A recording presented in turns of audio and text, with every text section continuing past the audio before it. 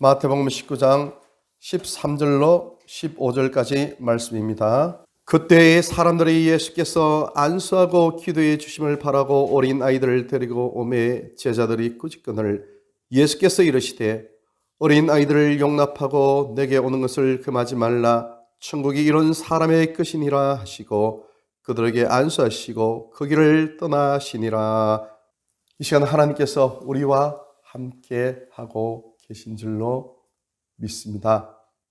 주님께서 우리 예배를 받고 계신 줄로 믿습니다. 말씀을 듣는 가운데서도 그 말씀에 집중하면서도 잊지 말고 내가 지금 하나님 임재 앞에, 하나님이 걸어가신 존전 앞에 내가 서 있다는 그 사실을 기억하면서 예배를 드리셔야 된다는 겁니다. 그럴 때 가장 아름다운 예배가 될 줄로 믿습니다. 발명왕 에디슨은 그의 어머니 격려가 큰 힘을 발휘했습니다. 이 에디슨이 황당한 바보 같은 그런 일들을 계속해서 시험을 통해서 진행했습니다. 사람들이 그를 조롱하고 비웃었습니다. 그때 에디슨의 어머니는 아들아, 나는 너를 믿는단다 이렇게 했습니다. 나는 너를 믿는다. 교육의 아버지 페스탈로치가 있었습니다. 그가 자랄 때 그의 어머니가 늘 그를 격려했습니다. 세상에 많은 교육학자들이 가장 존경하는 사람 중에 하나가 페스탈로치입니다. 이 사람은 어린아이들을 너무나 사랑해서 맨발로 뛰어놀면서 유리 같은 곳에 찔릴 것 같은 어린아이들을 위하여서 가만히 그 유리 조각을 주워가지고 주머니에 넣고 그 자리를 떠나곤 했습니다. 이 페스탈로치가 그렇게 교육학의 아버지로서 수많은 사람들의 존경을 받게 된 그 배경에는 그의 어머니의 축복된 말이 있었다는 겁니다. 그의 어머니는 이렇게 얘기를 했다고 합니다. 얘야, 나는 너를 위하여서 기도를 하고 있단다. 그렇습니다. 말 한마디가 사람의 생명을 살린다는 것입니다. 신명기 6장 6절에서 7절은 이렇게 말씀하고 있습니다.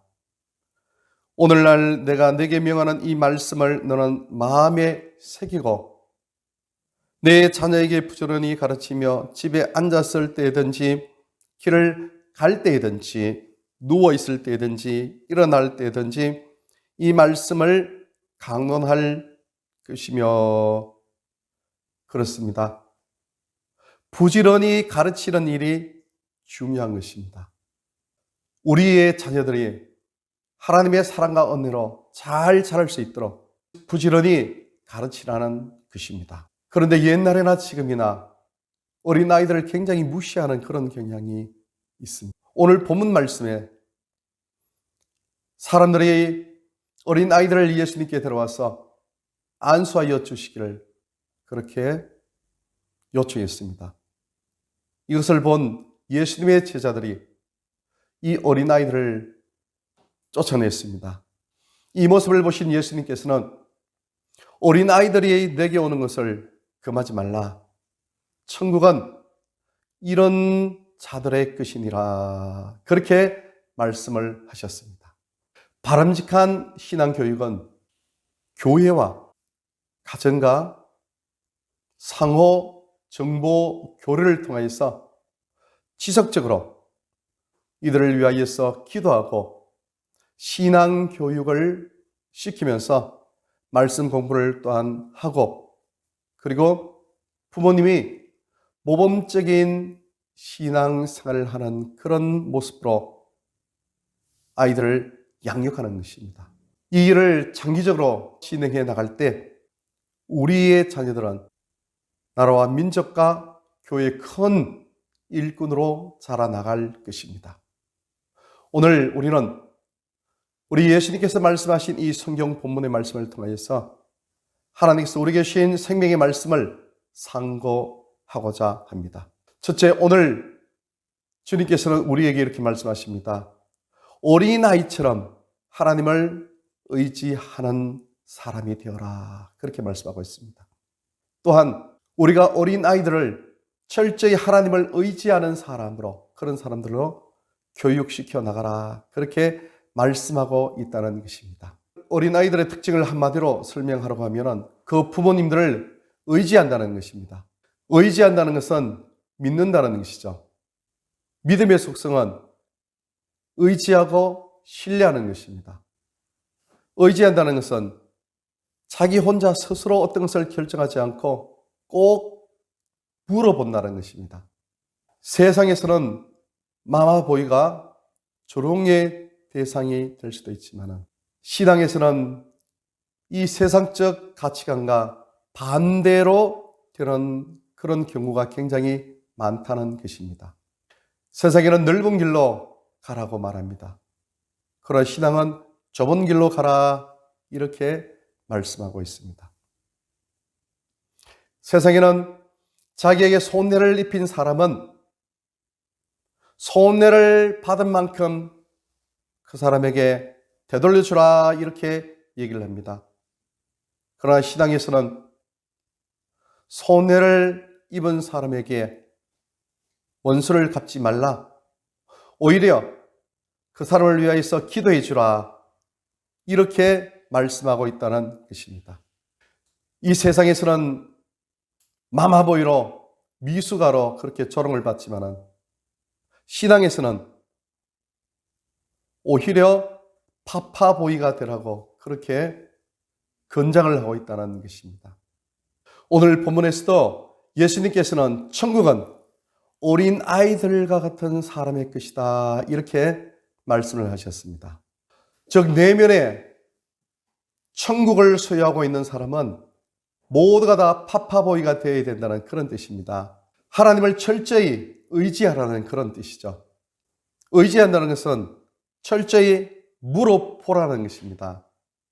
성경에서 철저한 파파보이가 있었는데 그 사람은 다윗입니다. 다윗은 살아가면서 항상 하나님 앞에 물어보면서 그렇게 달려나갔습니다. 다윗이 사울 왕의 미움을 받고 도망을 다니던 때가 있었습니다. 그러다가 노비라는 곳으로 도망을 가게 됐는데 거기에서 제사장의 도움을 받게 되는 것이죠. 이 사실을 안 사울이 부하를 시켜서 그곳에 있는 제사장들을 다 죽여버렸습니다. 그리고 그때 한 사람이 탈출을 하였는데 그 사람이 아비아달 제사장이었습니다. 이 사람이 탈출을 할 때 한 가지 중요한 것을 가지고 나왔는데 그것이 곧 에봇이었습니다. 이 에봇은 모세가 자기 형 아론을 위하여서 지은 제사장 옷이었습니다. 이 에봇에는 12보석이 달려 있습니다. 그리고 그 흉패에는 운밈과 둠밈이라는 것이 있었습니다. 그것은 빛과 완전이라는 그런 의미를 지니고 있는 그런 것입니다. 그런데 하나님의 뜻이 결정되었을 때 그것이 빛이 났다고 하기도 합니다. 그리고 또한 제비를 뽑을 때 하나님의 뜻이 결정되었을 때 그것을 사용하기도 했다고 합니다. 또한 움직이는 글자가 그 속에 있어서 움직이는 그 글자를 통해서 하나님의 뜻을 판별하였다고 그렇게 하기도 합니다. 다윗이 사울을 피하여서 이웃 나라로 도망을 할 때가 있었습니다. 다윗이 잠시 자리를 비우는 사이에 자신들의 가족들이 모두 대적에게 붙잡혀 갔습니다. 그때 다윗이 아비아달에게 에봇을 가져오라고 했습니다. 제가 그들을 따라잡겠습니까? 라고 다윗이 하나님께 물었습니다. 저들을 쫓아가거라. 반드시 내가 그들을 구해낼 것이다. 라고 하나님께서 말씀하셨습니다. 아무튼 진정으로 하나님 앞에 간구하였고, 그 간구하였을 때 하나님께서는 그들에게 하나님의 뜻을 보여주셨다는 것입니다. 오늘날도 여전히 하나님께서는 우리에게 응답하신다고 그렇게 말씀하십니다. 시편 32편 8절에 내가 너의 갈 길을 가르쳐 보이고 너를 주목하여 훈계하리로다, 이렇게 말씀하고 있고요. 잠언 3장 6절에 너는 범사의 그를 인정하라, 그리하면 내 길을 지도하시리로다, 이렇게 말씀하고 계십니다. 요한복음 10장 27절에 내 양은 내 음성을 들으며 나는 저희를 알며 저희는 나를 따르느니라, 이렇게 말씀하고 있습니다. 다윗을 인도하셨던 그 하나님은 우리를 이끄시고 우리는 철저히 그 하나님을 의지해야만 된다는 것입니다. 오늘날 우림과 둠밈은 없습니다. 그러나 우림과 둠밈보다도 더 확실한 존재가 계시는데 그분이 성령 하나님이십니다. 성령 하나님이 우리 마음속, 우리 심령 속에 와 계십니다. 그리고 성령 하나님께서 저자로서 기록된 성경 말씀이 우리 가운데 있습니다. 우리는 그 성경 말씀을 통하여서 그 성경 말씀 속에 있는 하나님의 뜻을 분별하면서 하나님의 뜻을 우리가 마음속으로 새기고 그 말씀을 받을 수가 있다는 것입니다. 외로움이 엄습할 때는 히브리서 13장 5절에 내가 과연 너희를 버리지 아니하고 과연 너희를 떠나지 아니하리라 라는 말씀으로 우리를 위로해 주십니다. 근심이 평안을 좀 먹을 때 빌립보서 4장 6절 말씀이 떠오릅니다. 아무것도 염려하지 말고 모든 일에 기도와 간구로 너희 구할 것을 감사함으로 하나님께 아뢰라, 이렇게 말씀하고 있습니다. 우리는 범사에 우리 속에 계신 성령 하나님께 물어보고 그 하나님께 의지하는 것이 굉장히 중요하다는 것입니다.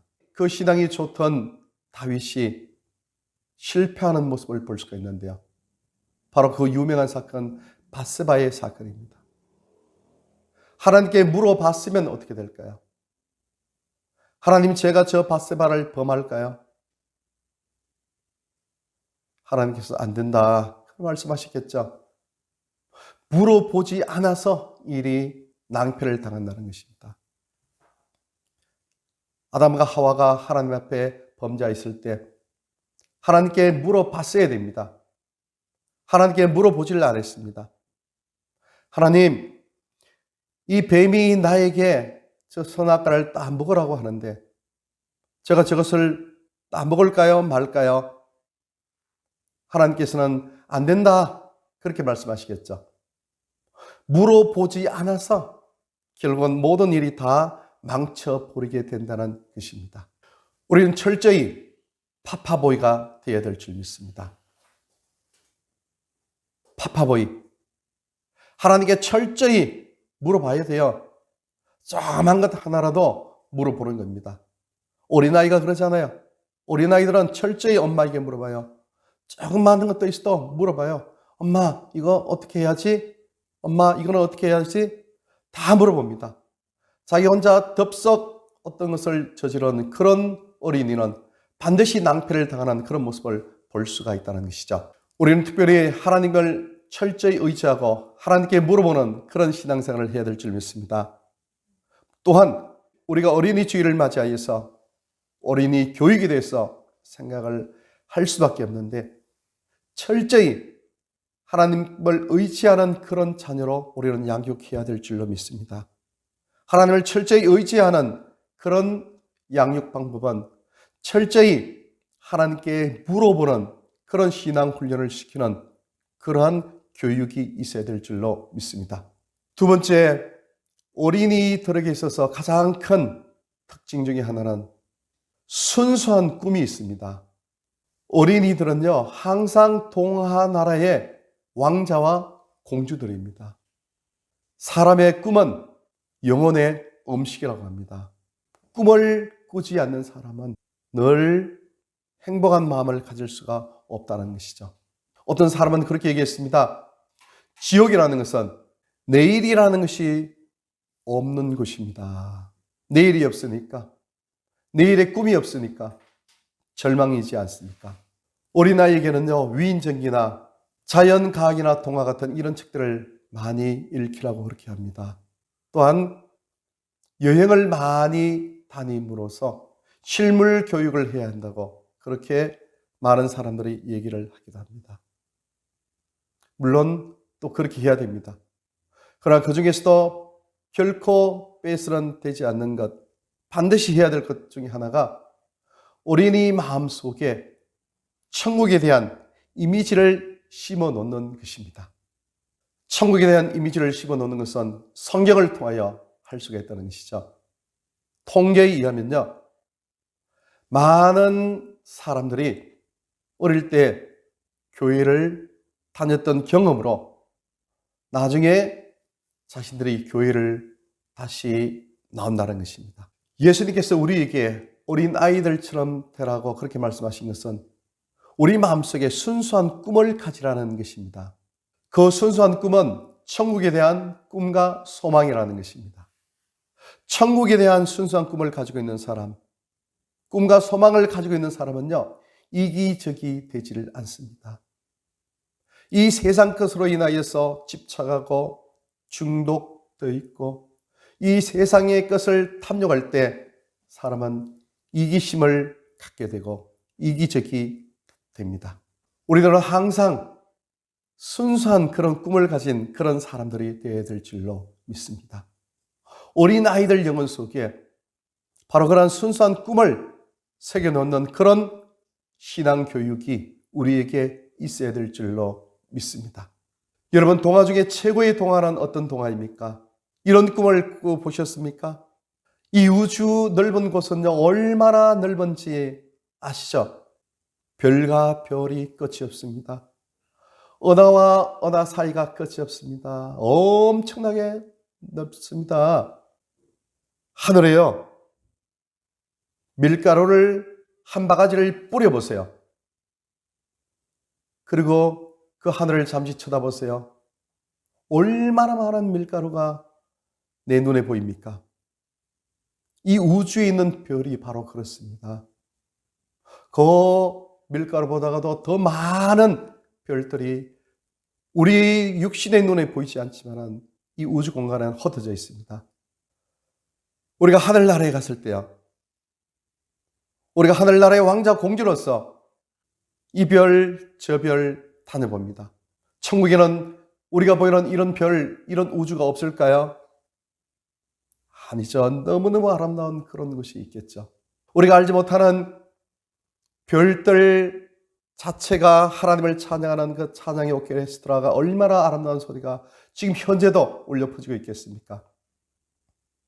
너무나 높은 고주파이기 때문에 우리 귀에 들리지 않을 뿐이지만요, 우리가 들을 수 있는, 우리 육신이 들을 수 있는 16에서 2만 헤르츠 정도에 되는 그런 가청 주파수로 그것을 변환한다면 이 세상에 사람들이 아무리 큰 재능으로 작곡한 그런 아름다운 음악도 하나님께서 이 자연 가운데 펼쳐놓으신 그 아름다운 음악에는 미치지 못할 것입니다.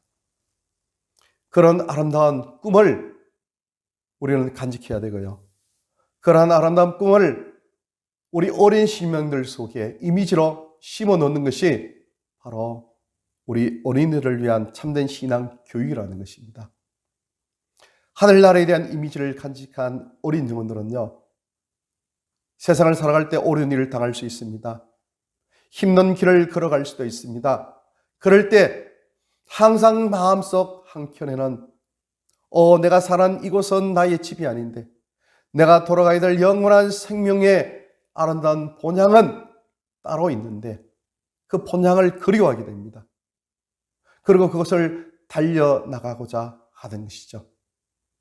저도 어릴 때 주일학교 다닐 때 교회 벽에 걸려있는 포도나무 성리에 포도가 주렁주렁 달려있고 그리고 높이 넓은 푸른 하늘이 그려져 있고 뭔가 표현할 수 없는 그림들이 하늘나라에 대한, 영생에 대한, 하나님의 아버지에 대한 그런 이미지로 제 마음속에 새겨져 있더라고요. 그래서 어릴 때부터도 항상 하늘을 보면은 별들을 보는 것이 너무나 좋습니다. 지금도 그렇습니다. 지금도 제가 가장 좋은 취미 중에 하나가 하늘을 바라보는 겁니다. 하늘 중에서 밤하늘의 별을 바라보는 겁니다. 그 별을 바라보면서 저는 얼마나 행복한지요. 그걸 얼마나 우리 예수님을 깊이 생각하고 하나님을 생각하게 되는지. 밤하늘 그 자체는 제게는 큰 하늘나라에 대한, 영생에 대한 그런 이미지를 심어 놓았습니다. 우리가 밤에 보는 북두칠성이 있지 않습니까? 북두칠성에 있는 그 제일 위쪽에 별 하나, 그 별은요, 지금으로부터 100년 전에 그 빛이 출발한 그런 별입니다. 여기서부터 100광년 떨어져 있는 그 별입니다.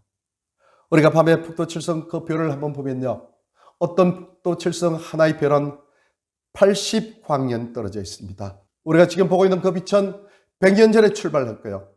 어떤 빛은 80년 전에 출발한 그 빛이라 하는 겁니다. 그 별빛은요, 100년 동안에 일어났던 일들을 다 보고 있었다는 것이죠. 얼마나 많은 아름다운 얘기들이 그 속에 있겠습니까? 이것이 하나의 동화이고 꿈이죠. 동화지만은 그냥 없어지는 그런 동화가 아니고 실질적인 그런 동화이죠. 얼마나 아름답습니까? 오늘 성경 본문은 우리에게 그러한 순수한 꿈을 가지라, 그러한 어린 아이들처럼 되라, 이렇게 우리에게 말씀하고 있다는 겁니다. 어린이 주일을 맞이하여서 우리는 그러한 순수한 꿈을 되찾는 시간이 되어야 되고요. 또한 우리 어린 자녀들에게 그러한 꿈, 그러한 이미지를 심어주는 그런 신앙 영적 교육을 해야 된다는 것입니다. 철학자 소크라테스가 병들고 나이가 또 많이 되었을 때가 있었습니다.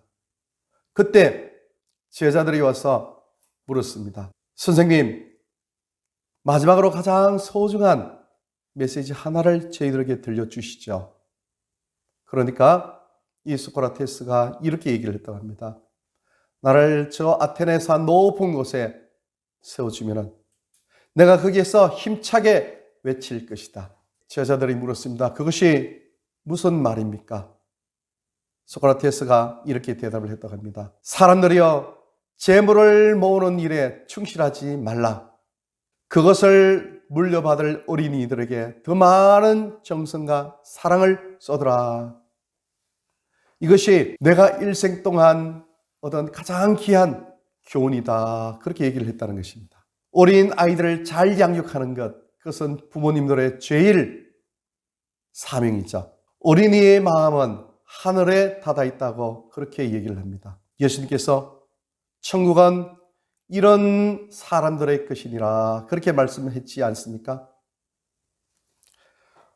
울 도로티 로놀트 여사는 이런 말을 했습니다. 만약 어린이가 꾸지람을 받으면서 살아가게 된다면 남을 비난하는 법을 배우게 된다.